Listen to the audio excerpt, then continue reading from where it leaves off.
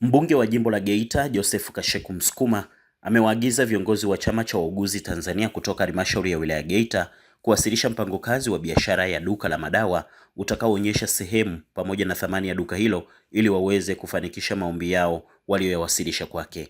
Hayo ameyasema katika maadhimisho ya siku ya wauguzi duniani katika halmashauri ya wilaya Geita, ambapo amesema kazi ya uuguzi ni kazi kubwa ambayo ina mchango mkubwa kwa jamii, hivyo hana budi kutatua changamoto zao zinazowakabili ikiwemo rasilimali fedha. Hizi ni ripoti za Ayo TV na Miradayo kutokea halmashauri ya wilaya ya Geita mkoani Geita. Mimi ni Baraka Fulgence.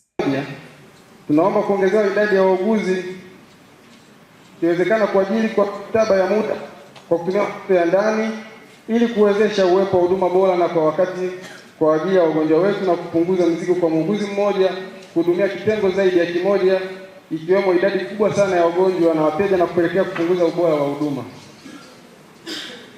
Namba 2, tunaomba bajeti iongezwe ili iwezeshe kulipa stahiki za wauguzi kama malipo ya likizo, sare, malipo ya muda wa ziada na kadhalika. Namba 3, tunaomba vituo mbalimbali viwe na maeneo ya kupumzika ya ndugu wa wagonjwa waliolazwa maodini ili kuepuka katika wanazopata ndugu za wagonjwa ikiwemo hatari ya kupata magonjwa ambukizi ndani ya hospitali zetu. Namba 4, wauguzi tunaomba kuwezesha kianzio cha Tanzania shilingi milioni 10 ili tuweze kufungua duka la kisasa kama mradi kwa ajili ya wauguzi chini ya chama cha wauguzi Tanzania ngazi ya halmashauri 5, ikiwa na lengo la kusaidia uendeshaji wa shughuli za chama hicho kwa maslahi ya Watanzania kama ilivyo kwa baadhi ya halmashauri. Kwa hiyo nataka niwaambie tu kitu kimoja ili ombi lenu likamilike. Mimi naombeni mambo mawili matatu. La kwanza, mpango kazi wenu wa biashara. Kwanza mimi nawasapoti 100% kwa sababu mnaenda kufanya biashara ya madawa ambayo yanatibu binadamu. Mnafanya wapi? Nani anasimamia? Mtajuaje? Tunazalisha nini? Mniandikie. Yes. Wauguzi hoye. Mkishaandika na duka liko wapi?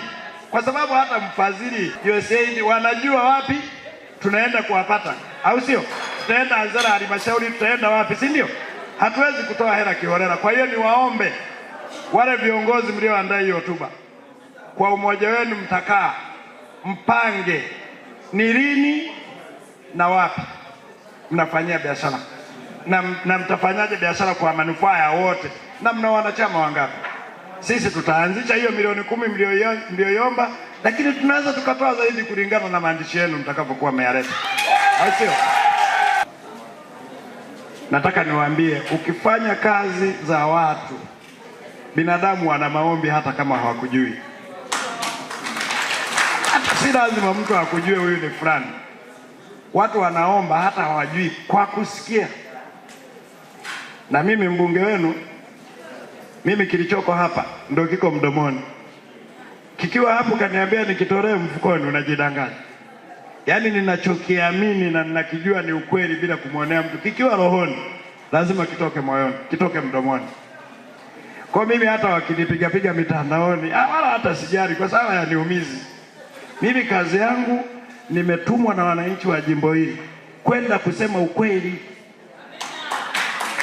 sio kupamba. Hata kwenye chama changu mimi nimekuwa diwani, nimekuwa mjumbe wa kamati ya siasa, nimekuwa mwenyekiti mwanzilishi wa mkoa huu. Sasa hivi ni mneki kutoka bara na visiwani nimechaguliwa. Halafu hatufundishwi kusema uongo hata kwenye chama chetu. Kama kuna kitu kinachowakera watu, sisi tumeambiwa tuseme. Na ndio maana juzi niliona watu wananishambulia nilipomwambia Makonda, ni mwana CCM mwenzangu, nilimwambia mimi shida za wananchi wangu leo tunajadili barabara, wewe unaniletea mcheza mpira. Nani anamjua Rio Ferdinand? Mimi ambaye nimetumwa na wananchi wangu. Watu wametoka Katoro leo hapa. Ukifika hapa tena ukachukue chumba wanawake ili upake ka makeup, utatoka nako ka makeup uingie ukumbini kwa barabara hii. Halafu mimi nikasema Rio Ferdinand apige na picha ya mimi, niwaambia mimi sipige na yeye picha. Kwa sababu sio hitaji. Mimi nimekuwa mbunge awamu ya 3. Nape akiwa waziri wa sayansi na teknolojia alituletea nini mnaita robot. si mliliona kwenye bajeti yake, wala hatukatai. Hata Makona alimleta Drogba siku ya bajeti ya michezo. Mimi leo na concentrate na mabarabara, unaniletea mimi mchezaji wa Manchester wenzangu wanalami mpaka magorofani, Alafu tukizungumza mtu anakuambia mbeba matunguri. Kama sifa yangu ni kubeba matunguri na ninasema ukweli, bora aje tubebe wote. Kama mimi ukiangalia, mimi sina cheo kikubwa, mimi ni mneki na mimi ni mbunge wa CCM, au sio? Nilipozungumza yale mambo, mimi napenda sana jioni kufuatilia mitandao. Mnanisikiliza?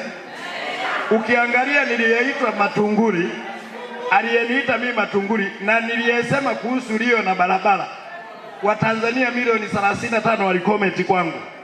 Tena kwa uzuri, yeye hajafikisha hata 7,000, mwenye akili nani? Na siku zote mtu mwema lazima aseme vibaya. Ukifanya jambo zuri tutakusifu, ukifanya jambo baya tunakusema. Na ndio maana nataka niwaambie wauguzi, hata mkurugenzi hapa na DMO anafahamu.